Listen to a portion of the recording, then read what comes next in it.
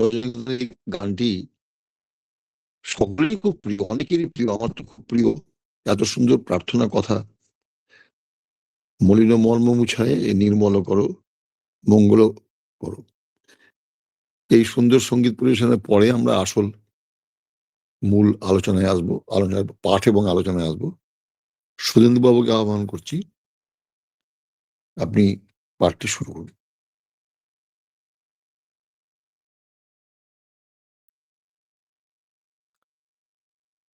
ওম Shri Aurobindo Meera. Shri Aurobindo society Ranaghat শাখার আধিকারিকদের শ্রদ্ধা জ্ঞাপন করছি উপস্থিত সবাইকে, যারা ধৈর্য ধরে আছেন। অনেক ব্যস্ততার মধ্যেও, ব্যক্তিগত জীবনের ব্যস্ততা অতিক্রম করেও এই অনুষ্ঠানগুলো যোগ দিচ্ছেন, তাদের জন্য অশেষ শ্রদ্ধা, কৃতজ্ঞতা। আমরা পড়ছি দ্য সিক্রেট অফ দ্য বেদা, তো জানি যে পড়ছি chapter retrospect of Vedic theory, scholars পর্যায় থেকে আমরা পড়ছি। সায়নাচার্য সম্পর্কে বেদাচার্য শ্রী অরবিন্দ নানাবিধ কথা বলেছেন, উল্লেখ করেছেন তার রচনা সমগ্রের মধ্যে। সেগুলো আমরা খুঁজে খুঁজে পড়ার চেষ্টা করছি। কতটা কি হয়ে উঠবে সে নিয়ে প্রশ্ন না করাই ভালো, তবে আমরা যতটুকু পারি তার মধ্য দিয়ে আলো শক্তি সঞ্চয় করে নেওয়ার চেষ্টা করছি। তো সায়নাচার্য বেদ সম্পর্কিত বিভিন্ন বিষয় উপস্থাপনা করেছেন। তার মধ্যে আমরা পৌরাণিক কথার কথা জেনেছি, ইতিকথা পড়েছি, ইতিহাস সম্পর্কিত বেদে যে বর্ণনা আছে সেগুলো দেখেছি, রূপকথামূলক যে রচনা রয়েছে সেগুলো দেখেছি। এরকম দেখতে দেখতে এগোচ্ছি আমরা। তা বেদ সম্বন্ধীয় যে বিভিন্ন রকমের দৃষ্টিভঙ্গি, বৈদিক দৃষ্টিভঙ্গি রয়েছে, বিশেষত ঋগ্বেদীয় যে বিষয়গুলো, তো সেই নানাবিধ দৃষ্টিভঙ্গি নিয়ে সায়নাচার্য বা তার পরবর্তী তাঁর অনুগামী বৃন্দ যে কাজ করেছেন, সে বিষয়ে কিছু কিছু উল্লেখ যেমন রয়েছে, কিছু কিছুই বলছি এই কারণে আমাদের সীমিত বুদ্ধি দিয়ে সেই বিস্তৃত যে অভিজ্ঞান ছড়িয়ে দিয়েছেন শ্রী অরবিন্দ, সবগুলোকে আমরা ছুঁতে পারি না। তবু ওই চেষ্টা। আমরা 13 নম্বর প্যারাগ্রাফ পড়া শেষ করেছিলাম, তাতে 3টে বাক্য ছিল। আজকে আমরা 14 নম্বর অনুচ্ছেদ, ওই স্কলার্স অংশ থেকে, পণ্ডিত বর্গ থেকে 14 নম্বর অনুচ্ছেদ প্রথম বাক্য। তা এই যে 14 নম্বর অনুচ্ছেদ, তার শুরুতেই উল্লেখ পাচ্ছে ঋগ্বেদের নিসর্গ বিষয়ক আলোচনা।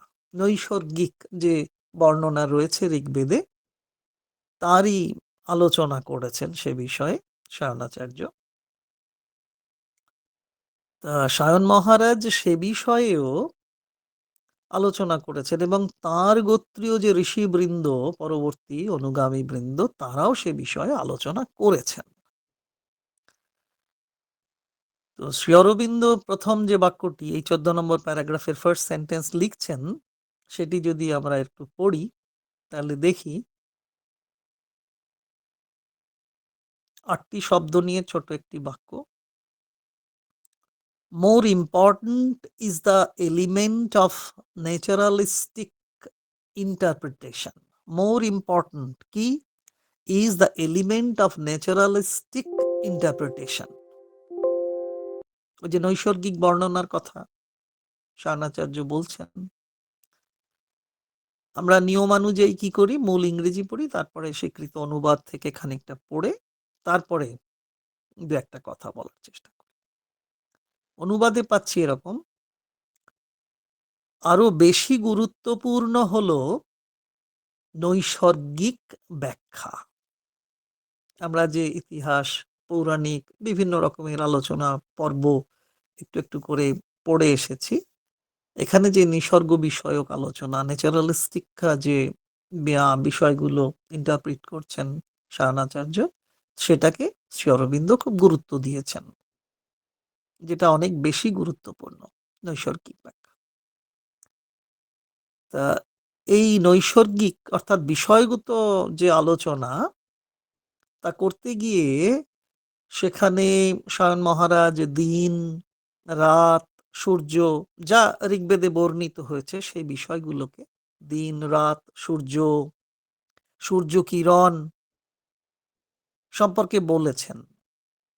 তারপর আমরা দেখেছি যে পুরোহিত সম্পর্কে বলছেন, যজ্ঞ সম্পর্কে বলছেন, দাতা, উপাসনা, প্রার্থনার মন্ত্র কোনো কিছুই তিনি বাদ দেননি। ঋগ্বেদীয় যে আলোচনা, উচ্চ মার্গের যে আলোচনা, তার কোনোটাই ব্যাখ্যা করতে সায়নাচার্য, সায়ন মহারাজ বাদ দেননি। এটা একটা বিশেষ বিষয় আমাদের জানার পক্ষে।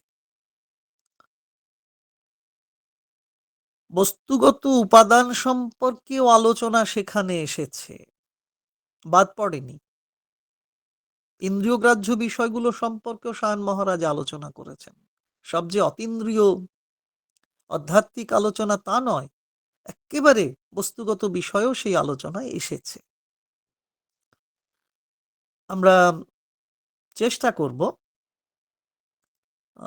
শ্রী অরবিন্দের রচনাংশ, মূল পাঠ যেরকম হয় সেরকম বজায় রেখেই ছোটখাটো সম্ভব মতো আলোচনা করা। সে অর্থে বেদ, বিশেষ করে এখানে ঋগ্বেদ পর্ব, ঋগ্বেদ বা সে সম্পর্কিত যে ইয়াস্ক ঋষি, সায়নাচার্য, মাধবাচার্য বা মধ্যাচার্য যেভাবেই আমরা বলি, বা পরবর্তী অন্যান্য কৃতি আলোচক গবেষকদের কথা তো তেমন ভাবে আমরা পড়ে উঠতে পারি না, সুযোগ পাই না। ইয়াস্ক ঋষির নিরুক্তম আমরা কজন ধরে ছুঁয়ে দেখতে পারি, সায়নাচার্যের ভাষ্য কতজন আর ধরতে পারি, পড়তে পারি, বা মাধবাচার্যের সেই রচনা কতটুকু আমরা সেই আলোচনার কাছে যেতে পারি, সুযোগ হয় না, সময় হয় না। বা সেই যে অধিবিদ্যা, যা তাকে ধরবার জন্য যে অধিগত বিদ্যার প্রয়োজন, তাও আমাদের সবসময় থাকে না, বা সে সময় বা উৎসাহ আমাদের নেই। বিষয়গত বা অধিগত জ্ঞান, প্রজ্ঞা, বিদ্যা থাকলেও অনেক সময় সেই সময় বা উৎসাহ আমাদের নেই যে ওটাকে পড়ব। আমরা তো পাঠক্রম অনুযায়ী এগোতেই ভালোবাসি। তাই সুযোগও খুব একটা যে এখন পাওয়া যাচ্ছে তাও নয়। খুব সীমিত সেই সুযোগগুলো। তো এত নেই এর মধ্যেও শ্রী অরবিন্দ এবং তার রচনা সমগ্র আছে। আছে তো শ্রী অরবিন্দের রচনাগুলো। তার মধ্যেও একটা বিষয় থাকে, তা মুখ্যত ইংরেজি ভাষায় রচিত। তার অনুবাদ তেমন করে হয়ে ওঠেনি।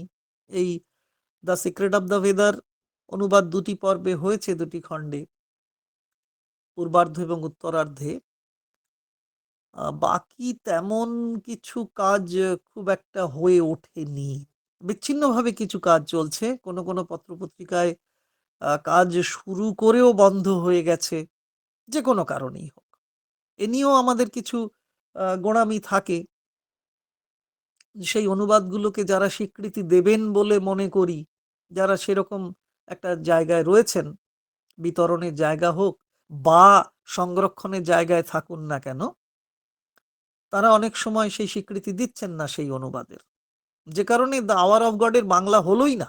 প্রথম পৃষ্ঠাটা নলিনীদা যেটুকু করেছিলেন, পরবর্তীকালে সেই স্বীকৃতি মিলল না। অনেকেই সেই আমাদের বর্ধমানের দুর্বাদিও করেছিলেন, যে ওই যে দুর্বাদী কি ভট্টাচার্য, মানে অরুণ চ্যাটার্জির দিদি, অরুণ চট্টোপাধ্যায়ের দিদি, মানে শ্যামাপ্রসাদ চট্টোপাধ্যায়ের জ্যেষ্ঠা কন্যা, আমাদের সঙ্গে এসে কখনো কখনো দুঃখ প্রকাশও করেছেন যে দ্য আওয়ার অফ গডের আমি অনুবাদ করেছিলাম, কিন্তু যে কোনো কারণেই হোক আশ্রমের বিভাগ থেকে আমাকে অনুমতি দেওয়া হয়নি প্রকাশ করার। যাই হোক, এ নিয়ে তর্ক বিতর্ক নয়। তা আমাদের চেষ্টা চলছে, এইটাই আমরা ধরব। আপনারা সবাই সঙ্গে আছেন, এটাও কম বড় প্রাপ্তি নয়। বা রানাঘাট যে উদ্যোগ নিয়েছেন, রানাঘাট শাখা, সেটাও কম উদ্যোগ নয়। যখন প্রথম একটু আগ্রহ প্রকাশ করেছিলাম এই বিষয়ে কেউ আলোচনা করুন, তখন রূপাদি এক কথায় বলেছিলেন, শুধেন্দু, সে তুমি করো বা অন্য যে কেউ যদি বেদ রহস্য নিয়ে আলোচনা করেন, পাঠ করেন, তবে আমাদের ব্যানারে হবে। এটা খুব খুব সোচ্চারই বলেছিলেন রূপাদি, শ্রীমতী রূপা দত্ত। তো সেই থেকে চলছে, আপনারা সঙ্গে আছেন বলেই এরপর পাঠ চলছে। ব্যক্তিগত নয়, এ হলো সমষ্টিগত পাঠপর্ব। দেখি পরের বাক্যটি। প্রথমে আমরা পড়লাম যে নৈসর্গিক ব্যাখ্যা যে দিয়েছেন শায়ন মহারাজ, সেটা অনেক বেশি গুরুত্বপূর্ণ। শ্রী অরবিন্দ এইটা জায়গায় একটা শিলমোহর দিয়ে দিলেন যে নৈসর্গিক আলোচনার ক্ষেত্রে। দ্বিতীয় বাক্যে বলছেন Shri Aurobindo, not only are there are obvious or the traditional identifications, Indra, the Maruts, the triple Agni, Surya, Usha, but we find that Mitra was identified with the day, Varuna with the night, Aryaman and Vaga with the sun, the reviews with its rays. এই যে আইডেন্টিফিকেশনের জায়গাটাই যাচ্ছে। শায়নাচার্য বেদ থেকে ঘেটে ঘেটে যেগুলো বার করলেন, নিষ্কাশন করলেন, যে সত্যগুলোকে, যে সত্যময় অমৃত খণ্ডগুলোকে তুলে ধরলেন আমাদের সামনে, অনুবাদটুকু পড়েনি। অনুবাদে রয়েছে এরকম, শুধু যে স্পষ্ট প্রতীয়মান বা চিরাচরিত শনাক্তকরণ আছে তাই নয়। ইন্দ্র, মরুত, ত্রিবিত অগ্নি, সূর্য, উষা, কিন্তু আমরা দেখি মিত্রকে দিনের সঙ্গে, বরুণকে রাত্রির সঙ্গে, আর্যমান ও ভগকে সূর্যের সঙ্গে, ঋভুদের রবি কিরণের সঙ্গে একতা স্থাপন করা হয়েছে। এই যে বিশেষ বিশেষ নামগুলো আমরা হয়তো শুনেছি, এ বিষয়ক যে প্রাসঙ্গিকভাবে কিছু যদি বলতে পারি, এই পড়ে পড়েই এই বইপত্র খোলা রয়েছে, দেখে দেখেই বলবো, বেশিরভাগই দেখে দেখে বলবো। বিশিষ্ট কয়েকটি নাম এখানে আমরা পাচ্ছি, বেশ কয়েকটি নাম, ইন্দ্র, মরু, ত্রিবিত অগ্নি, সূর্য, উষা, এর মধ্যে কিছু কিছু কমান আছে, কিন্তু ওই যে মিত্রের সঙ্গে দিনের সম্পর্ক, বরুণের সঙ্গে রাত্রির সম্পর্ক, আর্যমান ভগের সঙ্গে সূর্যের সম্পর্ক, ঋভুদের সঙ্গে রবি কিরণের সঙ্গে যে সম্পর্ক, এই বিষয়গুলো সম্পর্কে আমাদের ততটা স্পষ্ট ধারণা নেই। এ আমার তো একেবারেই নেই। তো এই বিশিষ্ট নামগুলো এখানে আমরা পাচ্ছি, ইন্দ্র, মরু, ত্রিবিত অগ্নি, এই যেগুলো বললাম। তো এই বিষয়ে যথেষ্ট গুরুত্ব দিয়ে শায়ন মহারাজ এবং তার অনুগামী গোষ্ঠী আলোচনা করেছেন। আমরা এই উল্লেখ পাচ্ছি, এখন আমরা বেদ রহস্য মহাগ্রন্থে সেগুলো উল্লেখ পাচ্ছি। যারা গভীরতর অধ্যয়নের সঙ্গে যুক্ত তারা তো পেয়েছেন। মূল গ্রন্থ দ্য সিক্রেট অব দ্য বেদা, সেই গ্রন্থে শ্রী অরবিন্দ এই নামগুলো উল্লেখ করেছেন। আর ঋগ্বেদীয় গভীরতর অধ্যয়নে যারা আছেন তারা তো পাচ্ছেনই। আমরা দেখতে পারি যে ছোট ছোট করে হলেও এদের সম্পর্কে জানতে পারি, জানার চেষ্টা করতে পারি। অনেকেই জানেন, তাদের প্রতি অশেষ শ্রদ্ধা জ্ঞাপন করছি। তবে শ্রী অরবিন্দের মূল রচনা পড়তে পড়তে এই নামগুলো যখন এসেছে, তাহলে বোধহয় একটু আধটু যতটা পারা যায়, এক একটা নামের সঙ্গে আলোচনা সে দিনের পর দিন শেষ হবে না, আলোচনা করলে শেষ হবে না। যে গ্রন্থগুলো একটু আধটু দেখছি, আমার পক্ষে সম্ভব নয়। এক একটা নামের উল্লেখ করলেই আমার বোধহয় ১ সপ্তাহ লেগে যাবে আমার নিজের বুঝতে। তাও পারবো কিনা। অবশ্য শ্রী গুরুর করুণায় সেগুলো হতে পারে, মায়ের করুণায় হতে পারে। যতটা সম্ভব গল্পের ছলে বলার চেষ্টা করব। সব নামের প্রতি নিজের অজ্ঞতার কারণেই হয়তো সমান শ্রদ্ধা জ্ঞাপন করতে পারবো না। তবু চেষ্টা চালাই। দেখি। যে কটা নাম পেয়েছি ১ম এই আমরা দেখছি ইন্দ্রের নাম, তাই তো? এবং সেই ইন্দ্র সম্পর্কে শ্রী অরবিন্দের অন দ্য ভেদা, যেটা মার্জ হয়ে গেল এই গ্রন্থের সঙ্গে, তাতে শ্রী অরবিন্দ লিখে রেখেছেন সেই কথা, Indra is the divine mind power. Indra সম্পর্কে শ্রী অরবিন্দের এই যে একটি বাক্যের উত্তর, Indra is the divine mind power. আর আমি ওই অমলেশ ভট্টাচার্য, নলিনীকান্ত গুপ্ত এদের ধরেই এগোবো মুখ্যত। সেখানে আমরা দেখছি নলিনীদার লেখায় আপনারা পাবেন যে বাংলা 10টি খণ্ড, তার মধ্যে 7ম খণ্ডে ঋগ্বেদীয় আলোচনা করা আছে নলিনীদার। আমি সেখান থেকেই বলবো যতটুকু পারি। আর অমলেশ দা আমাদের রয়েছেন। ইন্দ্র হলেন শুদ্ধ ও সিদ্ধ মনের দেবতা। ওই যে Indra is the divine mind power. Indra হলেন শুদ্ধ ও সিদ্ধ মনের দেবতা, পিওর এন্ড পারফেক্ট। তিনি কি করেন? তিনি আমাদের স্বর্গের দিব্য চেতনার বা স্বর্গীয় চেতনার লোকে উত্তীর্ণ করে দেন। ঋগ্বেদে স্পষ্টতই তাকে সর্বিদং বলা হয়েছে, একেবারে প্রথম মণ্ডলের ভুল না হলে 52তম সূক্ত, একদম প্রথম শ্লোকেই সর্বিদং বলা হয়েছে ইন্দ্রকে।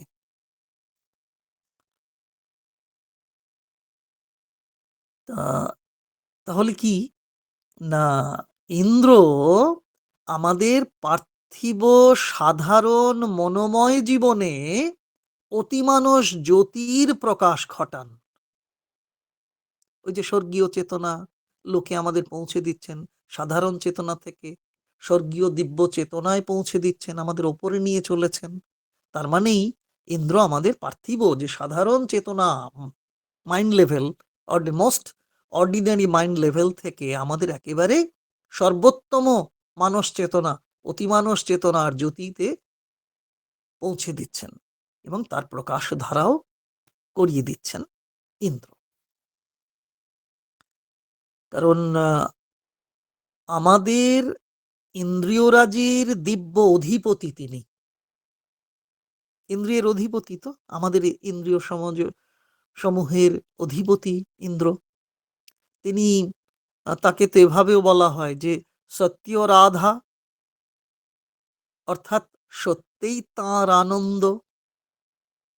তাই নলিনীদা তার ওই 7ম খণ্ড রচনার মধ্যেই এক জায়গায় খুব স্পষ্ট করেই বললেন না ওই কথাটা যে হ্যাঁ, সাধক সাধিকার মধ্যে সর্বপ্রথম চাই এই ইন্দ্র শক্তির জাগরণ।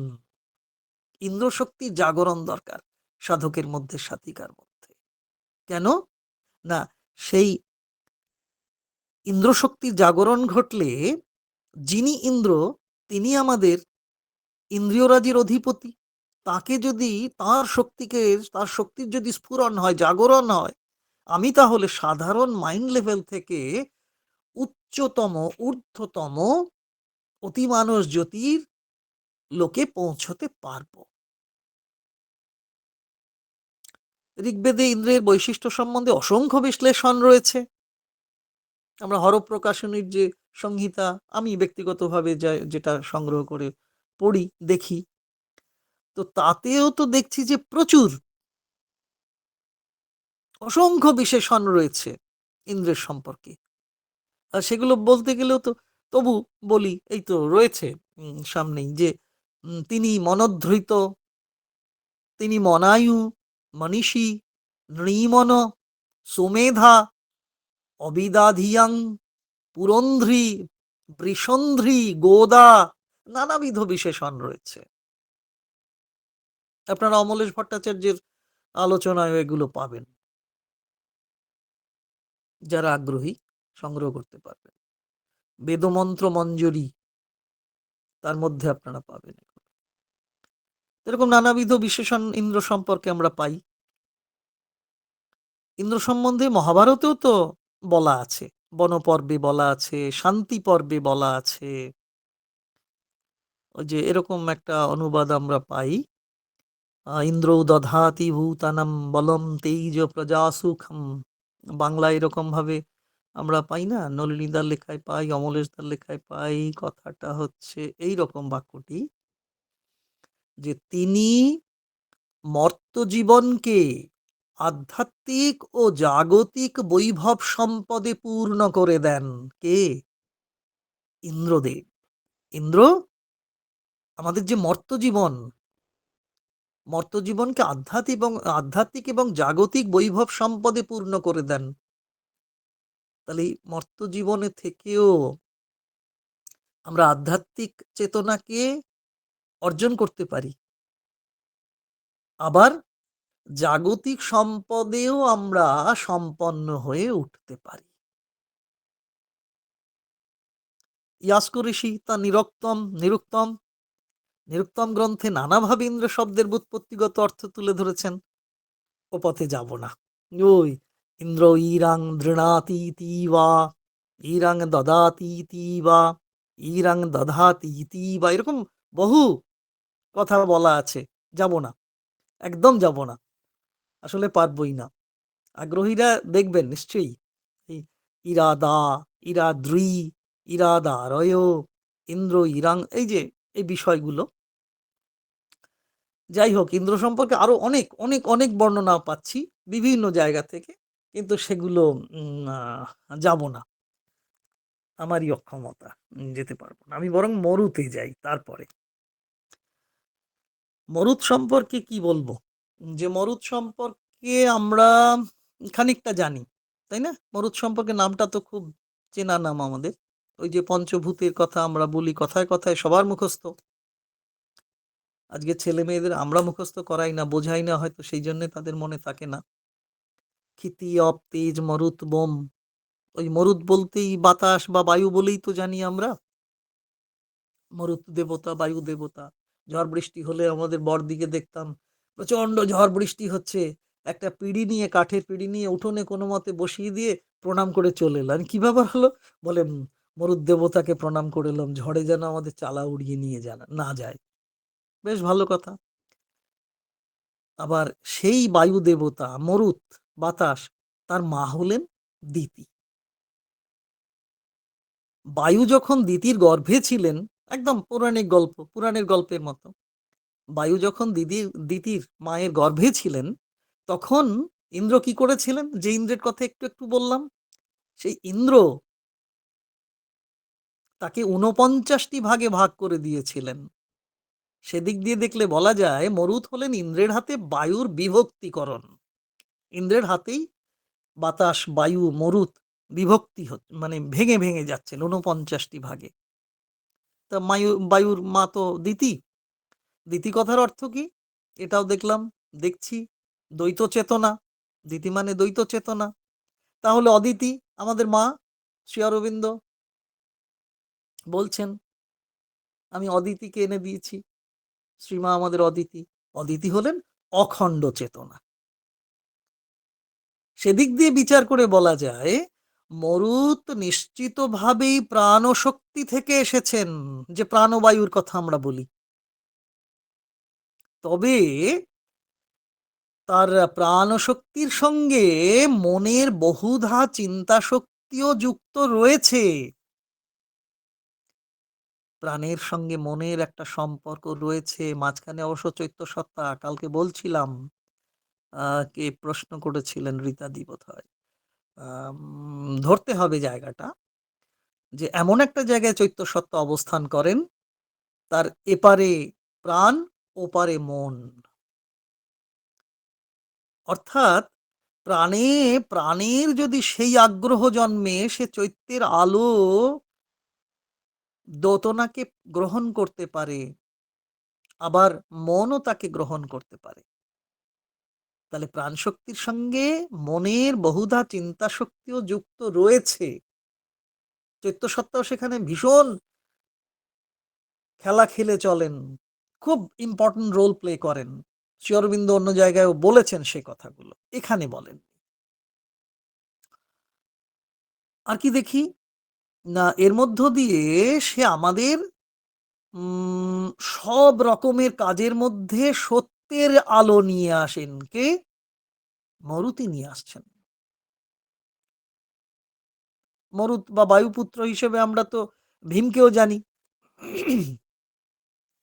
বৃকোদর ভীম। শ্রী অরবিন্দের সেই বিখ্যাত উক্তি, মরুত সম্পর্কে শ্রী অরবিন্দের অন দ্য বেদাস একটা কথা আছে, এখানে অবশ্য আমরা পাইনি। সে লেখাটা হচ্ছে এরকম: দ্য মরুৎস আর the life powers and thought powers who find out the light of truth for all our activities. তাহলে আমরা যে কাজকর্ম করব, উদ্দীপনা সহকারে করব, উৎসাহ সহকারে করব, তাতে কে দিচ্ছেন সেই শক্তি? মরুত। কারণ দ্য মরুথা মরুৎস, মরুতরা তো কয়েকজন, তো একজন তো নন, ওই 49টি ভাগে ভাগ করে দিলেন। মরুৎস আর the life powers and thought powers, তারাই আমাদের অ্যাক্টিভিটিসকে সত্যতা দেন, সত্যের আলো জুগিয়ে দেন। তাহলে খুব সংক্ষেপে যদি বলি, মরুত একজন নন, ইন্দ্র তাকে 49 ভাগে ভাগ করে দিয়েছিলেন। তাই মরুত বলতে গিয়ে বলবো মরুত গণ বলাই ভালো। তারা হলেন প্রাণ বা বায়ু, এটুকু আমরা জেনে রাখতে পারি, এবং চিন্তা শক্তিও বটে। নিরুক্তম নিরুক্তম ইয়াস্ক ঋষি বলেছেন কত কথা। ইয়াস্ক ঋষি ব্যুৎপত্তিগতভাবে যে অর্থ দিয়েছেন, তাতে বলছেন মরুৎ সম্বন্ধে বলতে গিয়ে বললেন কি, খুব ছোট্ট করে যদি সেই কথাগুলো বলি, এরকম যদি হয় যে পরিমিত জ্যোতি, কিন্তু সে বা তারা দ্রুত ধাবমান। পরিমিত জ্যোতি, কিন্তু সে বা তারা দ্রুত ধাবমানকে মরুৎস, তারা দ্রুত ধাবমান। এর মধ্যে মহাকালীর বর্ণনাও লুকিয়ে থাকে এই মরুতের মধ্যে। মহাকালের উপরে দাঁড়িয়ে আছেন মহাকালী। মহাকালী, তার এক পা অতীতে, এক পা ভবিষ্যতে, মধ্যবর্তী স্থানটাই, পরবর্তী জায়গাটি হচ্ছে বর্তমান। অথচ তাকে দেখে মনে হয় অতীতে থাকলেও, বর্তমানে থাকলেও, ভবিষ্যতে থাকবেন বলে মনে হলেও তিনি যেন কালের অতীত, সর্বকালের অতীত, কালাতীতা, অর্থাৎ তিনি দ্রুত ধাবমান।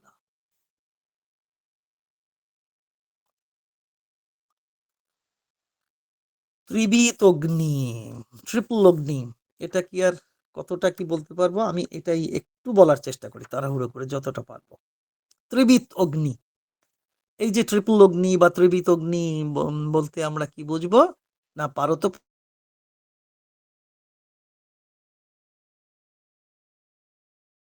ছেলে বা 3 পুত্র, আর ছেলে হোক বা মেয়ে হোক, সন্তান হলো বাবা মায়ের আত্মশক্তি।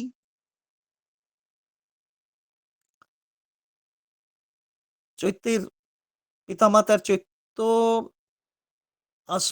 চৈত্তিক আস্পৃহার স্ফুরণ হলো সন্তান সন্ততি। তাহলে অগ্নির নিজেরই শক্তি স্বরূপ তার 3 ছেলে। 3 ছেলের নাম একত, দ্বিত এবং ত্রৈত বা ত্রৈতন, এই 3 ছেলে। একত 1, দ্বিত 2 এবং ত্রৈত 3 বা ত্রৈতন। অগ্নির এই 3 জন ছেলে আমাদের সহজ কথায় শ্রী অরবিন্দ বলে দিচ্ছেন, আমাদের শরীর হচ্ছে একত, প্রাণ হচ্ছে দ্বিত, এবং মনে অবস্থান করছেন ত্রিত বা ত্রৈতন। তাহলে ত্রিবিত অগ্নি হচ্ছেন এই 3 জন, একত, দ্বিত, ত্রিত বা ত্রৈতন। এরা আর কেউ নন, আমাদের শরীর, প্রাণ এবং মন। অগ্নির প্রথম শক্তি তার প্রথম পুত্র, এই কত। প্রকৃতপক্ষে তিনি দেবশক্তি বা ঋষি, অবশ্যই ৩ সন্তানই দেবশক্তি, ঋষি তারা। একত আমাদের শরীরের মধ্যে অবস্থান করেন এবং এবং শরীর বোধকে উন্নত করে তোলেন। শ্রীমা যাকে দেহের তপস্যা বলেছেন, তপস্যা মানেই তো তাতে তপের আগুন আছে। তাহলে অগ্নিদেবতার প্রথম পুত্র এই কত আমাদের দেহের তপস্যায় সহায়তা করছেন। শরীর নমনীয় এবং সৌন্দর্যমণ্ডিত হয়ে উন্নত হচ্ছে। তাহলে আমরা কি বলবো? ত্রিবিত অগ্নির প্রথম এ কত শরীর বা দেহের অধিদেবতা। অগ্নির দ্বিতীয় শক্তি বা তার দ্বিতীয় পুত্র দ্বিত, বললাম জানেনও, তিনি দেবতা, তিনি ঋষি, অবশ্যই।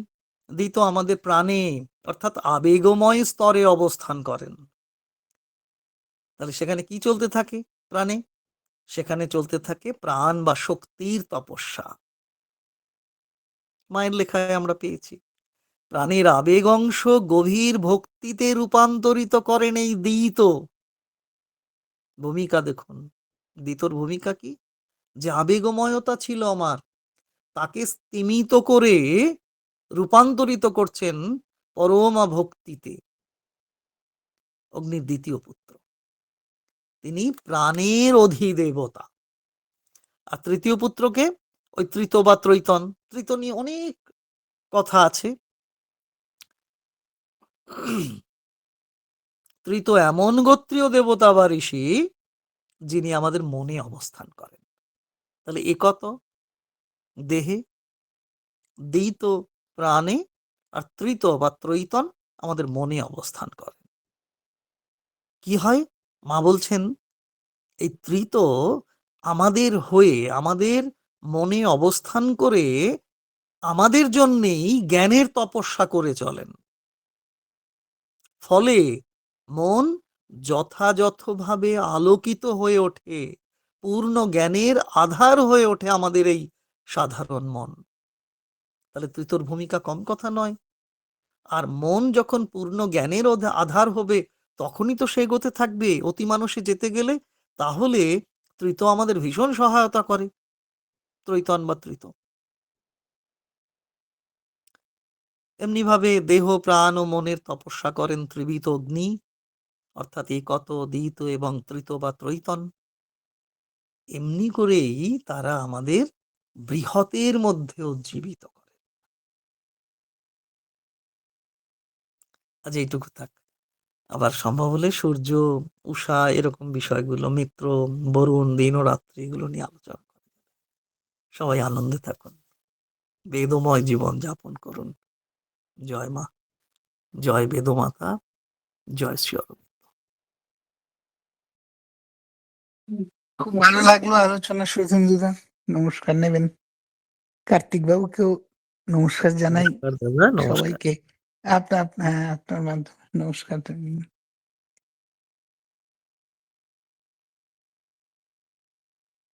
কার্তিক বাবুকেও নমস্কার জানাই, আপনার মাধ্যমে সকলকে আমার তরফ থেকে নমস্কার জানালাম।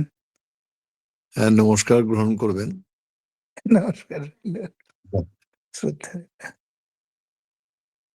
আর কারোর কিছু যদি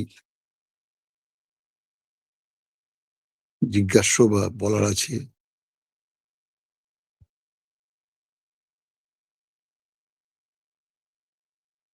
সময় হয়ে গেছে।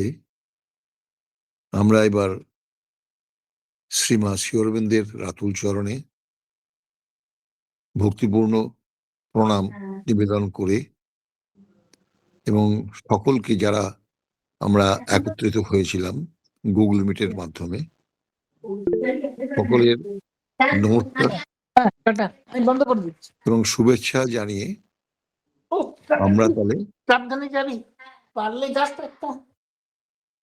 আচ্ছা, ঠিক আছে। জয় পেয়ে গেছিস তো?